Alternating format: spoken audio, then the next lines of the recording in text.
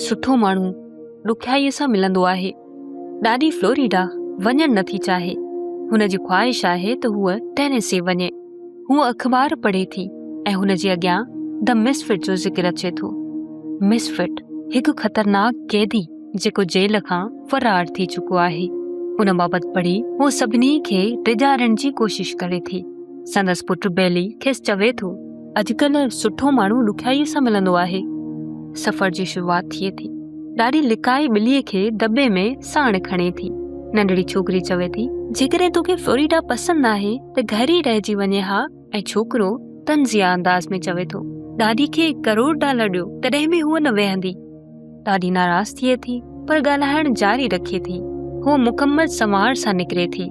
टोपी, दस्तियाना ऐं मोतियुनि जी माला पाए चवे थी, जेकॾहिं मां मरी वयसि त माण्हू चवंदा हूअ हिकु मुअज़्ज़िज़ औरत हुई। रस्ते दौरान हूअ पुराणनि ॾींहंनि जी तारीफ़ कंदी रहे थी। ॾाढी ॿारनि खे हिकु पुराणी हवेली ॾिसण लाइ उभारे थी। ॿार ज़ोर भरनि था, हाणे हलूं न त असां शोर कंदासीं। बेली मजबूर थी रस्तो तब्दील करे थो, पर पोइ ॾाॾीअ खे यादि अचे थो त अहिड़ी का हवेली ई मौजूदु न आहे।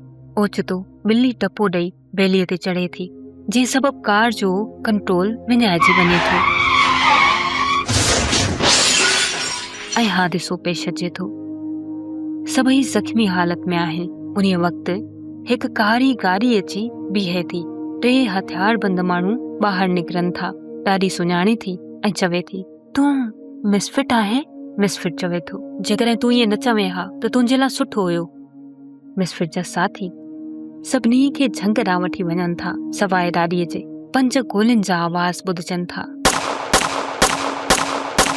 मिसफिट ॿुधाए थो त जेल मां फ़रार थियण वक़्तु हुननि पंहिंजा कपिड़ा ज़मीन में लिकाया हुआ ऐं हाणे हू चोरी थियल गाॾी बि तब्दील करणु चाहिनि था। साथी वापसि अचनि था। उन्हनि मां हिकु मिसफिट खे पीली कमीज़ ॾिए थो जंहिं ते तोतनि जा नक्शा आहिनि। उहा पाए थो ऐं ॾाॾीअ खे उहा कमीज़ सुञातल लॻे थी। ॾाॾी खेसि मुखातिब कंदे चवे थी, सुठो माण्हू ॾुखियाईअ सां मिलंदो आहे, पर तूं सुठे ख़ानदान मां लॻे थो। तूं सुठो माण्हू आहे, मूंखे न मार। अच त गॾिजी दुआ घुरूं। हूअ संदसि कुल्हे ते हथु रखे थी, जंहिं ते मिसफिट झिड़क भरे पुट ते हटे थो ऐं चवे थो, मां सुठो माण्हू न आहियां। जॾहिं ॾाॾीअ खे मौत वेझो खां महसूस थिए थो, उहो हुन ॾांहुं शफ़क़त सां ॾिसी चवे थी, तूं त मुंहिंजो बच्चो आहे।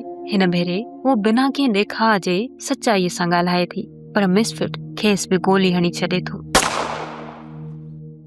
मिसफिट चवे थो, उहा सुठी औरत हुजे हा, जेकॾहिं हर पल खेसि मौत जो ख़तरो हुजे हा। कहाणीअ जो मरकज़ी ख़्याल, हीअ कहाणी ॾेखारे थी त सची नेकी ऐं इंसानियत कॾहिं कॾहिं सिर्फ़ आख़िरी लम्हनि में ज़ाहिर थींदी आहे। केतिरनि ई पढ़ंदड़नि जी राय आहे त ॾाॾी निहायत ख़ुदगर्ज़, बनावटी ऐं कूड़नि आदर्शनि जी मालिक आहे। कुझु नाक़िदनि जे ख़्याल में हिन हादिसे ऐं पूरे ख़ानदान जे अंजाम जो बुनियादी सबबु बि हूअ पाण हुई।